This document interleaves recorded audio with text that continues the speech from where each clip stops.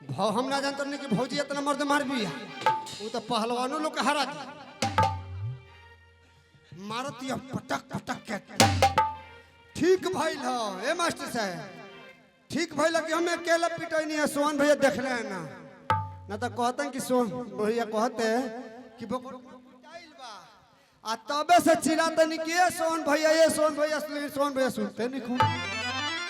अरे बाप ठीक भइल भैया ना देख रहे हैं ना तो कहते हैं कि बकोटना पिटाइल बा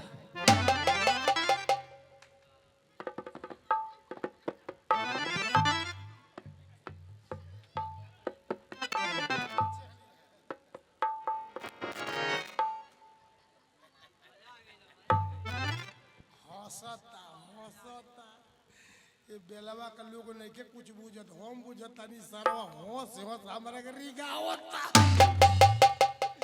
ऐसे रिगावता कि भैया तार बात नहीं मली हमार बात मान गली अरे बाबू मास्टर साहब ए उमेश बाबू होला देवर भौजाई के रिश्ते कुछ ऐसे होला जो मत हो दादा ये भैया पूरा देहिया टूटत न बा हो बड़ी टूटता ई टूटता हाय पुरुआ बहुत पूरा देहिया दर्द करता है हम जानते ही बाड़ा कि बड़ी हाय पहलवान लोग कुछ नहीं खलो पहले हम पहलवानी नहीं करत रहनी हां ओहो सही पुरुआ में पहलवाने के देह तनी हां घर के ले हां सही बात कहला हां ए बाबू बेलवा के सबसे लमहर पहलवानी है हम है कि नहीं अरे बाप हे पहलवान लोग के ई का बुझत रहल अरे ई त पता न कौन दाव मारे रे आपन दाव मारत रहनी हां और नरावा सुकुर में छठिया के बिहान में कौन दाव मरले रहले मरल रहनी आपन दाव सर दले के छतिया पटा गई ए बाबू टीमोल का जन कौन दाव ई कहां से सीख के आइल बा चट दे हाथवा मिला के लेके छाती पे पटा गए हमार अपन स्टाइल है उतहर दाव रहे तो वसला मला दवा तई सीख लेल अरे टिमलो भाई के पटकले रहनी हां बाप रे बाप हो चेची सवा देखी ए ओला न हो करंट मारता है ढेर गोजन बा का भइल ए भैया हम गइनी नु त भौजी कहते ए बकटन बाबू का रौरा नहीं जाई अपने भाई के भेज दी ई कौन बीमारी है ए भैया नसवा चढ़ता अब बुझत नहीं रियाज की देही है अब ई तो बड़ा लड़ता लो 30 बरिस लोग के बाद देखा ठेहुना आ गठी जाए लोग के देखा भैया त गइनी त कहतरी कि ए बकटन बाबू का रौरा नहीं अपने भाई के जाई भेज दी हमरा बोलाओ हां हमरा के हां ए भैया ऐसन बात बनू कि तू जा आ हम चलो तनी मुसहरी चौराहा पे तनी एक हो दूगो समोसा किन ले तनी आ खा तनी तनी चाय पियो तनी तो भौजी आहा रुकी आई हेने आई सुनी ए बाबू रउआ जाता नि मुसहरी चौराहा पर समोसा चाह पिए हैं हां मुसहरी चाह पियो हम जाई हम का बोलली हो तोहरे के न बोलौली ह तो तू सुन लो का हम हो अकेले ना आई जाए काहे सभा तोहरो चले के बा आगे बकोटना पीछे आओ आगे फ्रंट तोहरे रहे के बा ऐसे की तरह से परिचय हो गइल बा हां चलो तो लाठी उठा लाठी आवन हाथी चली आवा आवा ये हरदी धर पड़े तारी ए टैक्सी वाला रुकिया हमरो चले के बाटे हां रुकिया हां या रुका रहिया हो जा आते बारी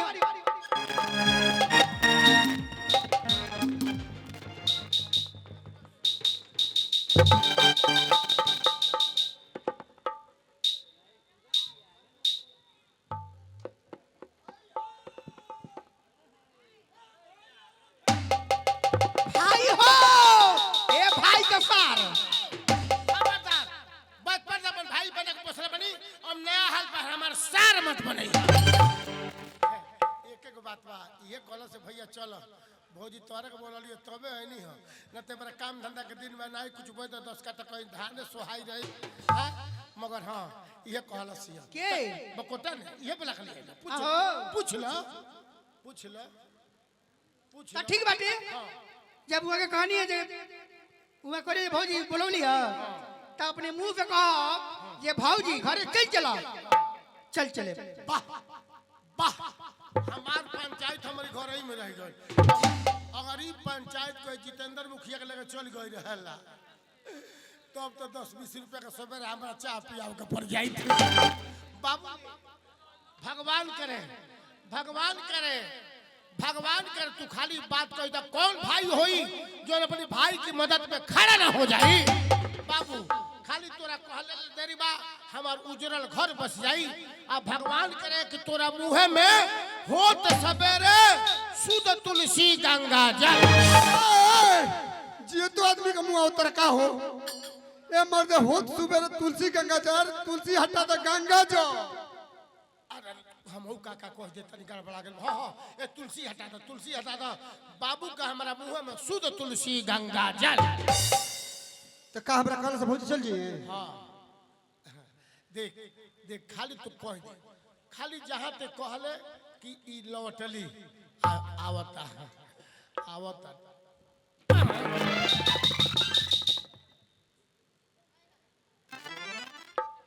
ई कौन पिकअप 60 में आगे आ 120 में पीछे आई कहे कोनो बात बा बोला बोला अब आबा ए महेंद्र बड़ा गजन में सड़क आवाजिए चल गई काल ललगड़ी वाला काल सा तनके डंटर देख ले फर रही सा वो कब फरलाई जब हाथे में हमारी डंटा रही तो बाबू ए आजा कहे कोनो बात बा कहे ला जाता अरे कमियों के तो बोला और खिया दे बस ए पहलवान भाई रे भाई बस सरवा बैमान कहता नहीं कहे ई सरवा मोटा तो हम दुबरा तनी अरे अरे सरवा तो नहीं हाँ ते हमरा के तो पूछते नहीं है सरवा तो नहीं थे ए बाबू हमरा के पूछते नहीं के तो अकेले अकेले चापता वो चल बताऊं तू खा लो ए अमन बा मलकाई जो बात है 2-4 गो पहलवान वालो हम बनी लिया बता आओ तो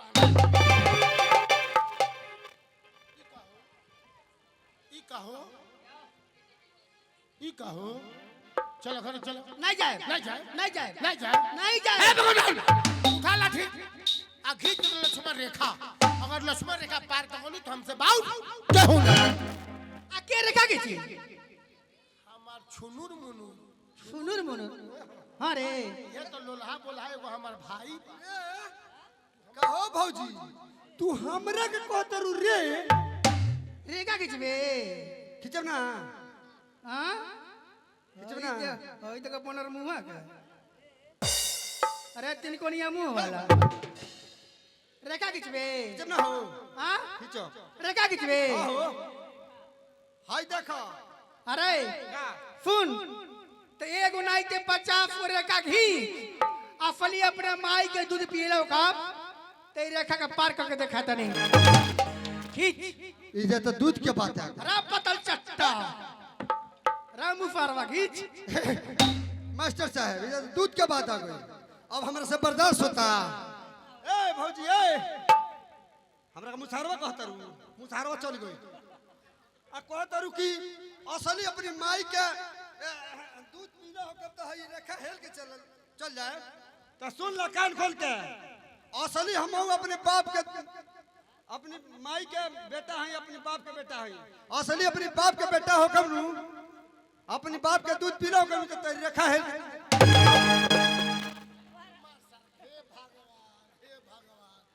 हे सरवा तराई ई त सरवा खिचड़ी पका देला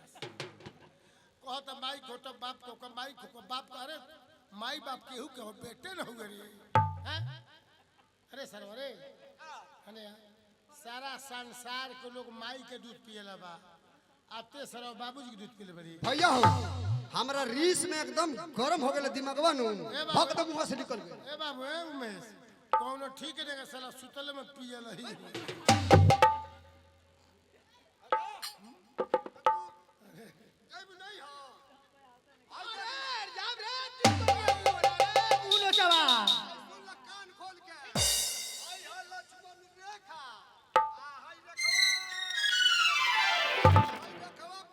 दिखाओ अपन हेलिया हाई रेखा पार के दिखाओ तन हेल के दिखाओ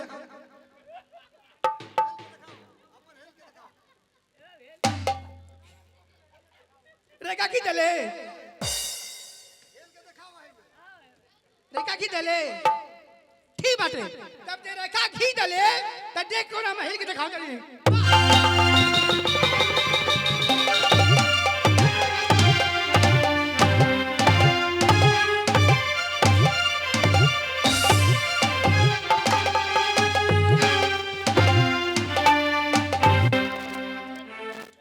मार के तार पुट्ठा फाड़ देबा हमरा भाई भौजाई के सेवा न करबे अपनी भाई भौजाई के सेवा करबे आ उठा मत चल घर चल चल के अब भौजी से माफी मांग लो चल मार के तार पुट्ठा फाड़ दे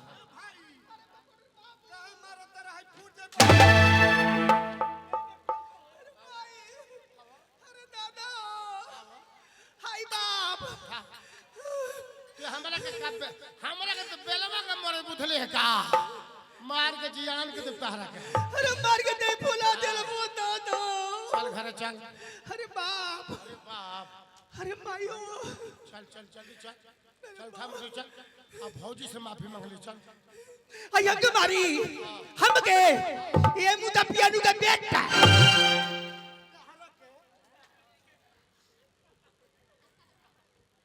किने गेले रे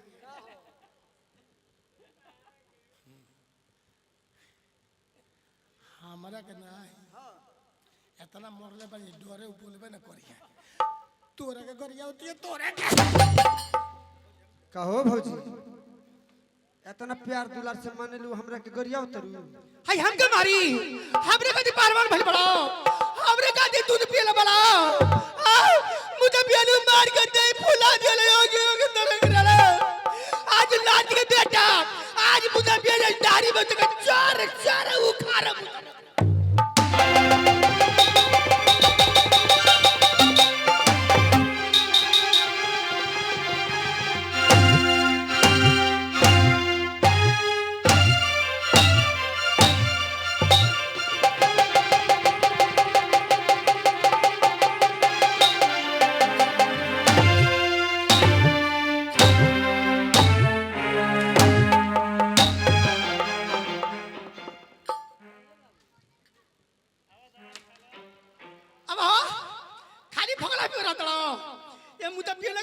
काट ले अब हाय मार दे जब नदी हमरे कदी बाग बोल बन हमरे कदी पहलवान बोल बन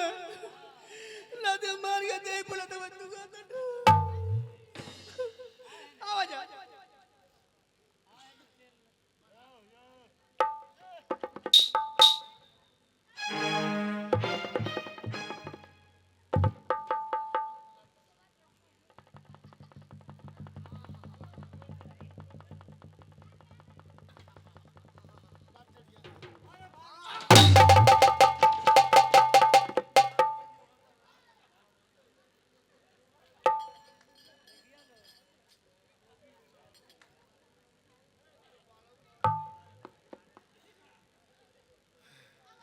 बकोटना जाय दी अरे सर धूरा चल धूरा जल्दी धूरा झाड़ बकोटना रे का हो जाय दे मरबो कइलो सी ह तब बेलावा आ कई बीरवट चिमनिया पर नहीं मरलो से नहरिया पर मरलो सी अगर कहीं चिमनिया पर मरलो रहे तब तो हमनी के मुसहरी के बाजारी कोई काल हो रही अरे भाई जायद मुकुटा कुछ भल तक कहा मर्द की इज्जत तो साफ बच गई केहू देखले नहीं खे केहू नहीं खे बाहरे भाई बकटना धूरा झाड़ जल्दी जल्दी जा बिरवाटा है बेलवा के बीचे में मरले बिया आ धूरा जल्दी जल्दी झा केहू देखले नहीं खे। अच्छा ये बताओ भैया कौन मुंह लेके जेब ससुरारी? अरे सर तो हमारा मुंह हम का भल बरी भौजी जई हैं तो उनके सखी लोग पूछी लो ए सखी केंगे आइलू हो कह कौन समाचार ए भैया ए सुन ना कहिए भौजी कि ए सखी केंगे आइलू हो तो कहिए ए सखी हमारा से पूछा तर केंगे आइनी हो हम अपने घर से आइनी हो देवरे के थी नंदी के आ बड़की जेठानी के अपना मर्दे के मार के आइनी कौन मुंह लेके दे बस ससुरारी ओकर सखी पे सखी केंग आइलू अपन नंदी के अपनी जेठानी के अपनी मर्द कार मार के नहीं हां अब 25 ग्राम हे बेलवा दुकानी में से कपूर कीन के अब फुलई थरिया में धो के अब माची से बार आरती उतार के नहीं है ये सरौत नहीं ये भर ए दुआरे पर हमई भागत रही है सार हमई में दौड़ लगावत रही हो ओ ये भैया हमरो को मर लियो आई बा लो भौजी क्रिया खेलो के बाबू कुछ कहे के नहीं खे जैसे ओके वैसे लक्ष्मी के बोला के लेके आओ के बा अब तो घर में गोल काल हुक्का पानी खा का पानी सगरी बोल अब का गोल रे ए भैया अब ढेर दूर गोल नहीं खी यो कार करो मान हां तू मान जा भौजी चली तू खाली कह ना बंटवारा करे हम भौजी बोला ले चुप साला ई बटाते बंटवारा कहत रे अब तई बता कर रोशन देवता जैसन भाई से बंटवारा करा ले तेहे में केहू भाई भाई के ऊपर विश्वास करी रे अरे भैया एमे बंटवारा कौन बात बा एक के घरों में न रहे के हो एक के छतवा के नीचे रहे के बा के तरह अब मान लही मकान तहार बड़की बनल बिया ओई में एगो दीवार चलवा दिया 4 इंच के एक बगल तू हो जाइए एक बगल बड़का भैया हो जाइए एगो चूल तारा घर जरी एगो चूल उनकरा घर जरी तारा घर कुछ बनी तो भैया का मत दिया भैया घर बनी तो ऊ ना तरह दी है तारा दुख सुख में ऊ ना रही तो उनका दुख सुख में तू ना रही आखिर आप एक छतवा के नीचे रहे बा हां सारा बात है नहीं कहत लंघर घर बा 4 इंच के बीच में पार्टीशन करा दे ना हमरी सुख दुख ऊ न हमरी सुख दुख ऊ न उनकी सुख दुख हम न उनकी की हम काम न हमरी की ऊ खई तेही बता जे बचपन से गोद में खिलावल अंगुरी धके चले के सिखावल ओकरी सामने कौन मुंह लेके जियत खड़ा रहबे भैया कबो ऐसन देखा भैया आज पिंकी बबनी के मरली काल भौजी के मरली तहरा के मरली कबो ऐसन समय आ जाई कहीं मोहन भैया आओ कहीं उनके कुछ अरे बाप रे बाप का हमरा भाइयों से बात जाई हाँ तो का करे के पड़ी करे का पड़ी तू कह दे कि हाँ घर में बंटवारा हुई भौजी अबे मान जाई तो कार कर जा कौन पोल्हा पगला के ले चल के भौजी के लगा खड़ा कर दे भौजी ला खड़ा कर देबे के अब मेहरारू जनते बड़े कम बुद्धि का आदमी होली अब मेहरारू से तड़प कर ढेर बोलल नहीं जाला मेहरारू के उल्टा खोपड़ी है हाँ भैया कुछ करे पे उतारू हो जाएंगे हाँ तो कार कर तो वही मार देले बन ये बोले ठीक बा चल देख सर हम हाथ जोड़ब और करे खुश करे खातिर सरवते गोले पर पटा जाइए ठीक हो भैया चलो अब ज्यादा दूर गइल नहीं कुछ दूर गइल बड़ी लाठी ले अरे बाप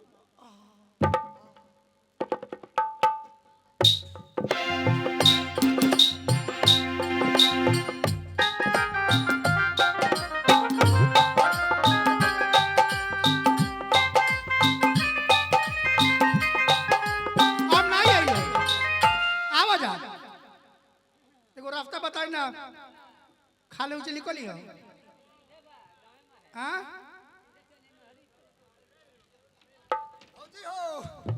आवत है नहीं माने अरे तोहरे लायक बतिया करत नहीं भौजी भैया आवत रे मनिया मो तनी के बात मत मनिया जौला बंटवारा का बात ना करिए तोले बोलो हाँ तो मना हमके हाँ आओ तरफ भैया बोला ही ए भाई आओ घर लबानी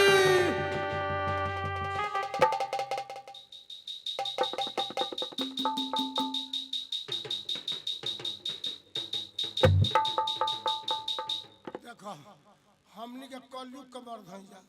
बकोटना तारी गोड़ा पे गिरता हम तार हाथ जो तनी घरे चल चलो घरे चल ये हमर बात तार बने के मखी है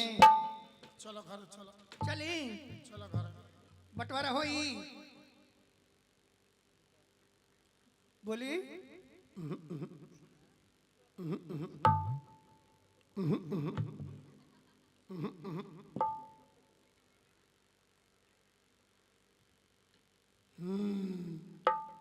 चलो जब लिखल बा सत्यानाश तो अब होखो सत्यानाश जब वही पर उतारू बारू तो चला होई होई बंटवारा होई बंटवारा होई अरे वाह बंटवारा होई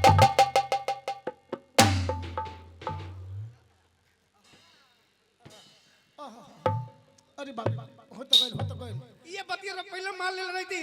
एक ना अपनी मर ले रही थी अरे मेरा जो कहां मार दे बनी हो तो गइल हो ए में का हो से कहो ए में का हो से कहो मेहरारू के हाथ के सेवा सबके नहीं भेटाला जे भरी भाग बना के आई रहला ओकरा मेहरारू के हाथ के सेवा भेटाला अगर बिरवट के लोग के भेटात हो तो बेलवा के लोग के दर्शन न होत हो यार हमनी के वही जैसे बना के आइल बनिया तो मेहरारू के हाथ के सेवा भेटाता अरे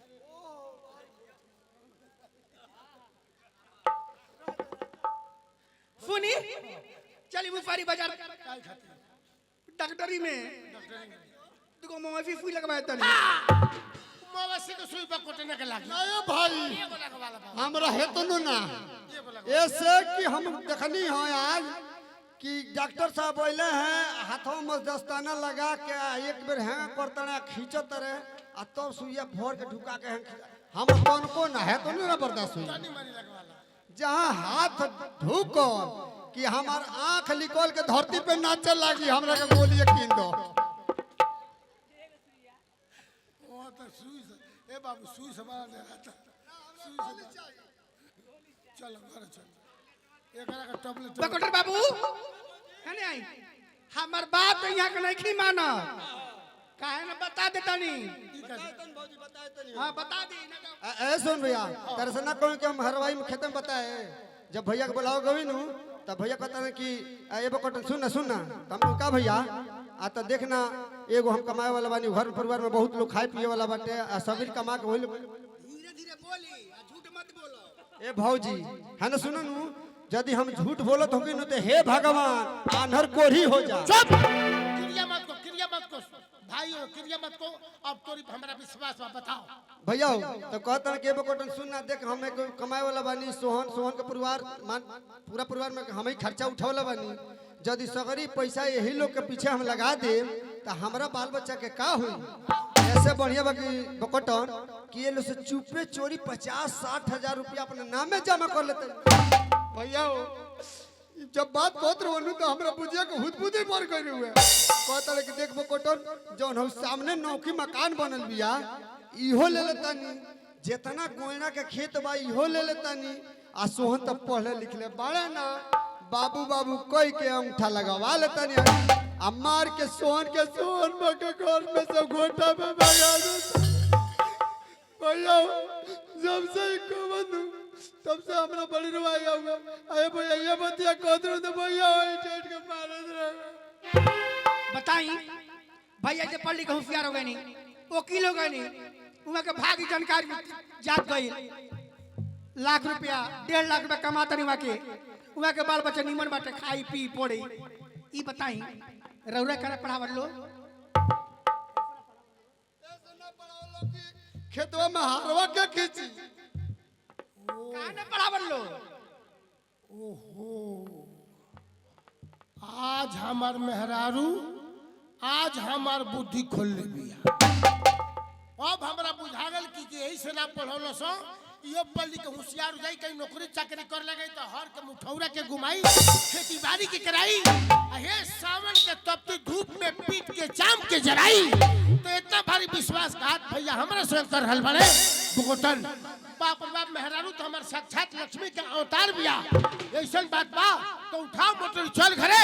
आ जाओ ताले आज ये फर जाई। आज मैं घर ताली आ घर चल के आज और अबेर में बंटवारा करा ले चल।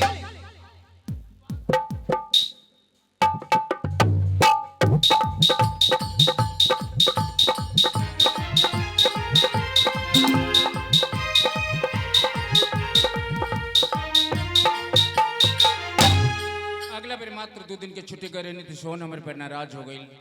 कि भैया 1 दिन 2 दिन के छुट्टी आवत न साथे बैठ के भोजन करता नहीं जान कोनो आपसी बात होता आवत अड़ा चल देता ये तो हर कवन आइल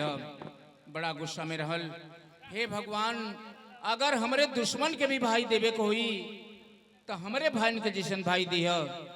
दोनों भाई सोचना से कि भैया बराबर हमने की लगवे रहे लेकिन बराबर लगे रहने से तो घर के कोनो काम ना हो पाई ऐसे दूर रहल मजबूरी बा। ऊपर वाला के मर्जी से भी 1 महीना की छुट्टी मिलल बा। ए बेरा बड़ा मौके से छुट्टी मिलल बा। गाँव में सोहनी होनी लागल हुई जना लागत हुई से घास बिगले के समस्या होत हुई। 1 महीना घरे रहब सोहन के कोनो काम ना करे देव सब काम हम करब। 1 महीना हमार भाई आराम करी ऐसे कि घर के काम हरदम उहे करेला। लुक पहले फोन कर दे कि हम आवतन लेकिन का फोन करी। अगला बेर फोन कैले रहनी तब बकोटना टूटा ठेला लेके आई रहल बड़ा बेइज्जती बुझाइल हमरा। ए बेर फोन ना करब ऐसे ही चलत ही तमाम सवारी चलता रही। स्टेशन पर उतरने के बाद कोनो सवारी पकड़ ले गांव के सामने सड़क पर उतर जाए। आज सड़क पर से घर कितना दूर बा पैदले चल जाए। ए बेर फोन ना करब ऐसे ही चल।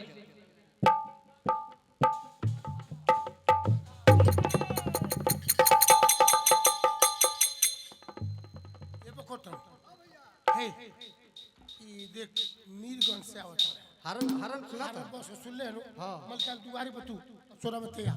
और हम बन दलान में वकील साहब से एक सब क्यों मत बोली।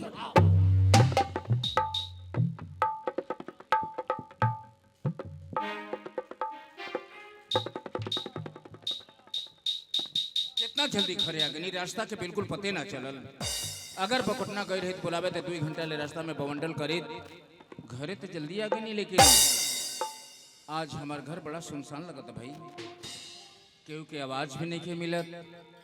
अच्छा हाँ मुन्ना पे के पीछे तो पड़े गई बना सन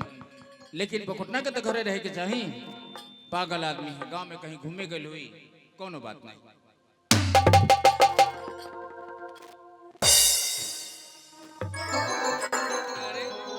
बकोटना ते ही जब बैठल बा बकोटन अरे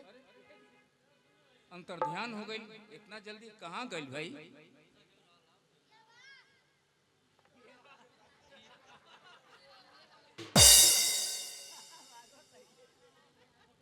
बात समझ में आ गई लेकर झिझक के उठले के मतलब ही समझ गए नियम बड़ा काम चोर है। हमरा लगा था सोहन कोनो काम रहले हुई कैले ना हुई हन यही से बुझाता फजेत उजेत कैले बा यही से ही नाराज बा। खैर अगर फजेत कैले बा चाहे कुछ बोलल बा तो सोहन बोलल बा हम तो बोलल नहीं थी ई नाराज हमरो से बा कोनो बात नहीं।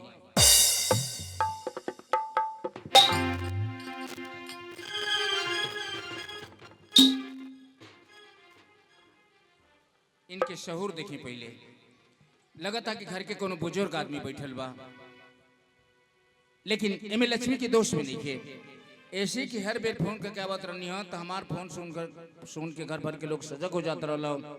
ए बेर फोन करके आयल नहीं की ऐसे लक्ष्मी हमारा आयल नहीं जानत इनके बता दी कि हम आयल बानी। लक्ष्मी ए लक्ष्मी अरे भाई बैठले के कोनो तौर तरीका होके के चाही बतावा। ऐसा तू बैठल बाड़ू हमरे जगह कोनो गांव में के आदमी कोनो सामान मांगे आई रहे तोहरा के तरह देखी तो का सोचित का कही तू यह कही कि वकील साहब के घर के गजब संस्कार बा औरत लोगों के सर पे आंचल भी नहीं के रहत। देखा लक्ष्मी रहन सहन देख के लोग इज्जत बेइज्जत के नाम लेला कहीं भी बैठे के चाहिए तो अपन कपड़ा लत्ता संभाल के बैठे के चाहिए। ई संस्कारी परिवार के ढंग है। आज के बाद ये तरह तरह के कबो बैठल देख ले तब बहुत फजत करब जान लिया बहुत फजत करब। ये रहन तारा अच्छा नहीं खे रहन में सुधार करो संस्कारी बनो आज के बाद ये तेरे तरह का कबो बक्सम ना देख लेता जन लो। बाप हो बाप, लक्ष्मी लक्ष्मी कहले बड़ी, लक्ष्मी लक्ष्मी सब लेके हड़प के बैठ जाएगा बेटे, लक्ष्मी लक्ष्मी कहेगा बेटे, लक्ष्मी लक्ष्मी।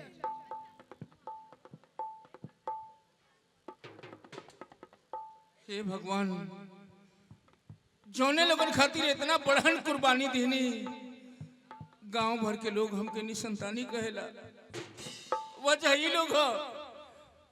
आई लोगन सही सुने के मिलता। अरे हम अपना खातिर का करे ले बनी, कुछ समझ में नहीं की आवत। आखिर हमरे घर के लोग के हो का गइल बा, हमरा से बात करी तो दूर रहल। हमरे घर के लोग हमरे तरफ ताकत भी नहीं के। आखिर लोगन के का हो गइल बा। देखा तानी बगल में सोहन भी खड़ा बाने। सोहन, ए सोहन, सोहन।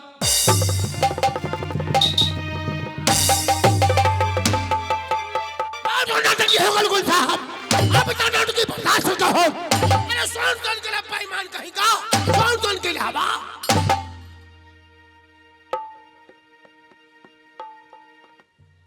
सोहन, आज की पहले जब भी घरे आए तो दौड़ के पैर छुबो। आज तोरे लगे हम खुद चल के गनी तो तू हमके धक्का मारा तड़ा। हाँ हो, वो बड़ा वो लाग रानी, मगर बड़ा वो लाग नहीं कर गई। आखिर हमसे कौन ऐसा गलती, कौन ऐसा भूल, कौन ऐसा बड़का पाप को दिल। अरे सोनी तू का करता रहा, तू हमारे सामने बीड़ी पिया तड़ा। अब बीड़ी पिया था, अब सिगरेट पिया, गांजा पिया, दारू पिया, चोरी करा। तू के लिए हमके समझावे वाला, हम तो से पूछत है हो। सोहन, अपने भाई के इतना बड़हन सजा मत दे सोहन, इतना बड़हन सजा मत दे। खबरदार, अगर हाथ पे बदल भात लगाओला तो बहुत बाउर होई। समझ गईला? कहो शुल्ले बंधु का 50-60 हजार जमा कर ले बड़ा, 2-4 लाख और जमा करके हाई नौकी मकनिया लेके हमरा घोटा पे दबो। ओकरा तो पहले तरह का घोटा हम पे दे। सोहन, ये बात कहीं सपना में तो नहीं कर हकीकत में बात है वो। अरे पागल, ये तू कैसे सोच ले लगी तो हम लोगन के घोटा पर भेज के का घर में हम चैन के सांस ले पाई। तार गुस्सा हम समझ गए नहीं सोहन। जब तू 50-60 हजार के नाम लीला, सही 60 हजार जमा बा, लेकिन हमरे नाम से नहीं के सोहन। तब कहो तू हमरा नाम से जमा कर ले बड़ा का? नहीं, तोहरा नाम से नहीं के। 2-3 महीना के तनख्वाह रुका रहा, लेके बिल मिलल। हम सोचनी जितने घरे पैसा जाई खर्च हो जाई। घर में एगो बहन सियान हो गई बिया, असर रात अगला साल होकर शादी करे के परी।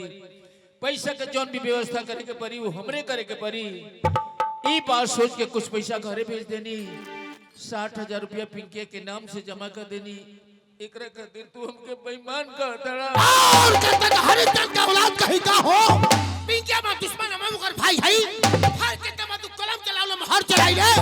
धान गौ का नाव प्रातल बात जज पटाक में कटाइल तमाल बिताई रही। एक मगर शादी भई रही। ई कान में पतला का भीतर भीतर चोह बैठाव थानी। अब इच्छा ना बैठा दे बकुल साहब, अब इच्छा ना बैठाव दे। सुन,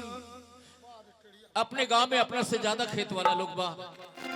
वो लोगों से जाके पूछो कि खेत में भर्ती लगौले के बाद खेत से कितना फायदा होता। अगर 2-4-10 लाख के काम लगे तो घर में के धान गेहूं बेचने से 2-4-10 लाख ना हुई। जहां तक अपने नाम से तू चाह बैठा वाली बात करता रहो, हम तो ये बात सपनों में नहीं सोच ले कि हमरा खुद खातिर भी कुछ करेंगे बाबा।